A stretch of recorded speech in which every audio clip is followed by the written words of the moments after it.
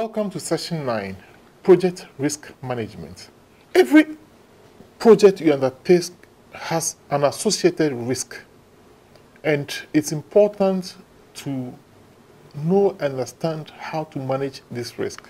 For this session, we want to be able to define risk management, identify and evaluate risks, utilize checklists and other generic lists to determine project risks, categorize and prioritize action lists for risks, discuss strategies for dealing with project risks. The session is structured as follows. We'll look at what attitudes towards risk are considered and the definition of risk is given. Risk management is defined and a risk management process is discussed. The benefits of evolutionary systems development to risk management are considered. An approach to dealing with deadline pressure is suggested, and a generic checklist of risk for student projects is given. Attitudes towards risk. Popular perspectives of risk. Is it safe to use mobile phones because of radiation? Do mobile phone masts affect the growth of children? Is their radiation level acceptable? Should we consume genetically modified food? What do we do about genetic mutations? Is our drinking water safe from aluminium, from microbes? Is it safe to eat fish from a contaminated sea? Is it safe to fly due to deep vein thrombosis? Is climate change threatening our coastline? Will a large asteroid strike our planet? Was the most recent train accident predictable? Could it have been stopped? These are all questions, and how you approach them, your attitude to this will be different for different people. Attitudes towards risk can be classified as either objective or subjective.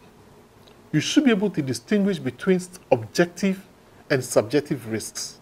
An objective one represents what actually exists, the magnitude of a given risk. A subjective risk, on the other hand, is what the analyst or manager of the observer believes to be the risk. In many instances, we are actually dealing with what? Subjective risks. People's attitude towards risk vary. Individuals and organizations have different attitudes. Preferences for risks can be as follows. Some people are risk averse, others are risk neutral, and some people are actually looking for risks. They are seeking for risk. How do we define risk? Oxford Dictionary has a definition, which it can be taken as a basic dictionary definition. There's a chance of a bad consequence. The Project Management Institute's book, however, defines it as an uncertain event or condition that, if it occurs, has a positive or negative effect on a project's objectives. Kerzner defines risk as a measure of the probability and consequences of not achieving a defined project goal. From these definitions, we convey a number of things, a number of concepts or ideas are being conveyed from the definitions we've seen. There are two main things that are being conveyed to us. That is the probability or likelihood of the event occurring. The impact if the event occurs, what is at stake. So, as the probability or impact increases, so does the risk also increase. We can plot the risk as a function of probability and impact. So, in the graph, you see that as the size of the impact increases and the probability is, the risks become high. And the risks are low when the probability is low and the size of the impact are low. So you can have low risk, moderate risk, and high risk. What are hazards and safeguards? Kerzner again makes the point that risk is a matter of knowing about the source of a risk, that is a hazard, and taking action to avoid it, that is a safeguard. So, for example, if you are driving, avoiding a pothole in the road. How do we refer to risk? We have seen different definitions which explain why we refer to risk in different ways. It can be as a probability. For example, the risk that this will happen or that will happen is, say, 10%. As an impact, for example, the risk is that a car accident will happen or we shall lose 100 monetary units. Or it can be by its source, for example, the lack of user involvement or lack of adequate testing. So we can refer to risk in different ways, depending upon also how we define them, our definitions or understanding of risk. For every risk, there are some costs and benefits associated with them. If you look at risk in terms of impact, then the costs and benefits can be as follows. For costs, is losses, which are unexpected losses, and then the cost of the uncertainty itself, which can be a strain. So you don't know what is going to happen. It's a strain, both physical and mental. It can also lead to less than optimal performance. Benefits can be looked at in terms of performance. The only way to achieve anything is by taking risks. If you don't take risks, you don't succeed. It can also offer the potential for opening up creative chances or opportunities. What approach do we take to risk management? Risk management would imply that we have the ability to identify, quantify, and control risks accurately. As a project manager, you need to be proactive towards risk management. Recognize that the total elimination of risk is impossible and may even be undesirable. So you really don't want to eliminate risk altogether. It's actually impossible and may not even be desirable. So how do we define project risk management? Again, the Project Management Institute, in their book of knowledge, defines risk management as the process concerned with conducting risk management planning, identification, analysis, responses, and monitoring and control on a project. The objectives of a project risk management are to increase the probability and impact of positive events and decrease the probability and impact of events adverse to project objectives. So in an outline, a nutshell, risk management involves continuously assessing the risks, determining what risks need dealing with, implementing strategies to deal with those risks. It's important to know that project risk management must be an ongoing activity throughout the life of a project. It must be fully integrated into the work of the project team. And of course, it will need a process, which we'll look at in the next slide. So the risk management process. So again, it's an iterative process. So you have a risk policy within an organizational context, risk identification, risk assessment, risk evaluation, risk planning, risk control, risk monitoring, reflections, and communications. And each of these leads to a certain outcome. And those are shown by the arrows on the diagram. So risk policy, you'd then have to have a project risk policy. Organizational context would need you to have a description of organizational objectives, background, and environment. Risk identification will require that you know the potential risks, and so on and so forth. What is risk policy? Risk policy involves deciding how the project should approach risk. What is the organizational risk policy? Are there any standard policies and templates? Is there any previous risk data? What is the risk tolerance of the sponsors of the project? How ambitious is this project? What is at stake with this project? What level of risk should be taken on? What methods for risk management are to be adopted? Who is to take responsibility for risk management? What level of contingency planning is needed? What contingency resources are required? And what specific risk policy should this project adopt? So these are things that the risk policy should address. Organizational context. The organizational context in which the project exists, which includes investigating such things as the organization's mission statement, its objectives and strategic plans, any specific strategies, historical background to the project being initiated, and maybe other current projects.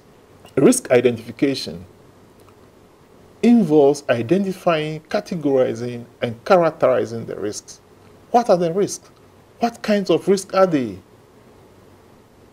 There are a number of useful means for identifying risk, and these include using a checklist, using critical success or failure lists, examining the task decomposition, which you find in your WBS, investigating decisions, rationales, and assumptions that have already been made on the project, detailed reading of activity plans with a particular emphasis on the critical paths, examining project specifications to uncover other problems, interviewing people with recent experience on similar projects. And of course, you can use the Delphi techniques, that is asking a panel of experts. There are a number of generic checklists, or checklists of generic risks. These include personnel shortfalls, for example, loss of key staff, difficulty in recruiting specialists, unrealistic budgets and schedules, for example, aggressive targeting with little regard to reality, continuing stream of requirements, changes, for example, users who were denied adequate consultation at the outset of the project, use of unproven technologies, component-based development in an organization only familiar with procedural languages such as, C, for example. We could also use the critical factors list, and these include user involvement, clear statement of requirements, proper planning, realistic expectation, smaller project milestones, competent staff, ownership, clear vision and objectives, hard-working and focused staff, and technical feasibility. What are the failure factors? These include changes to requirements, unrealistic deadlines, inaccurate estimation, ignored risk, weak design, lack of motivation, poor progress tracking due to lack of visibility, inexperienced management, insufficient late testing, failure of supplies, new technology. Something I would like to consider is, looking at these things, which of them would apply to your student project? What are the risks? What are the factors that would affect your project? Risks can be categorized into risk types, such as personnel, organizational, environment, process, technology, tools, equipment, costing, measurement, and schedules. Each of these you need to understand.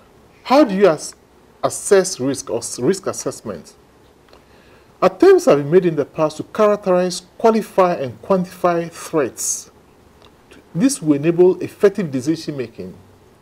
One approach towards prioritizing risk is to estimate risk exposure.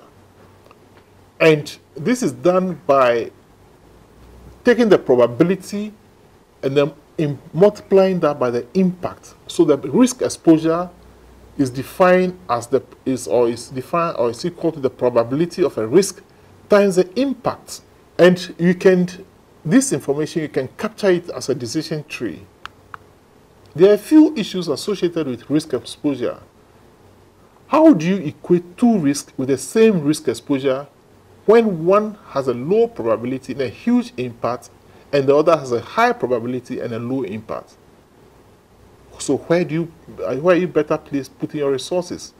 Of course, you can plot percentage probability against impact to identify the highest risks. So this slide we have seen earlier on, which is a plot of the function of probability against impact to see where the low risks are, where the moderate risks are, and where the high risks are. Risk evaluation looks at potential options for overcoming the effects of risk culminating in the selection of the most, which culminates in the selection of the most suitable strategies. There are 4 basic risk strategies: risk avoidance, risk acceptance, risk transference, and risk reduction. There's something known as risk reduction leverage, which is simply reduction over the cost. So where the reduction is a risk before the solution and risk after the solution, minus the risk after the solution. Risk planning plans the implementation of the strategies to deal with the risk prior to the risk adversely affecting the project's progress. Note here, right? This is prior. So before it happens, there is a need to measure the planned tactics that do not clash or duplicate. So you ensure that the tactics you are going to employ do not clash or duplicate. Risks you are to deal with upfront need resources to be allocated to. Risks you are to deal with when they happen need contingency funding.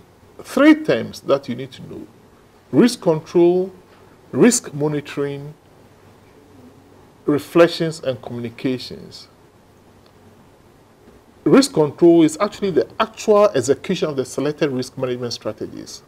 The monitoring tracks the project and the success of the selected strategies and specific tactics in dealing with the effects of identified risks, while also monitoring for new or revised risk threats or opportunities. Reflections and communications attempt to learn the lessons from the present to improve organizational ability to address risks in the future. There are evolutionary systems development and risk. Evolutionary approaches can help with risks. Small evolutionary steps mean there's only a small amount of the total time and total effort allocated, which is typically 2 to 5%. Measurement of progress occurs at the end of each evolutionary step. The project gets early feedback from the users so it knows if the outcomes are off track and are not what the users actually require. The steps are prioritized so that the users get the high-value steps delivered at the earliest possible opportunity. The project team also has the ability to try out high-risk steps early and find out just how much of a problem they are. The smaller steps are, of course, easier to control, so there's less risk involved in them. How do you deal with deadline pressure? Tom Gill has 10 suggestions. 1, rethink the deadline given. Is it real? 2, rethink the solution. Is it compatible with the deadline? What is the client's point of view on this problem? Does that help you understand their real needs? Don't simply just accept an expert's opinion blindly. Insist on evidence that something will work. Has it worked before now? Determine which requirements must be delivered by the deadline. Some requirements will be crucial, but your client probably doesn't need everything by then. Don't cave in and accept impossible deadlines, even as a last resort. Change the solution to meet the deadline. Make maximum use of existing systems and known technology. Break the project into earlier and smaller deliverables. Remember to think about the results that you want to deliver, not the technology. Don't forget to take credit for success. In looking at this slide, think about your own project. How can you achieve some of these things in your student project, your final year student project? So, what have we done so far? We have discussed or looked at the definitions of risk and the risk management.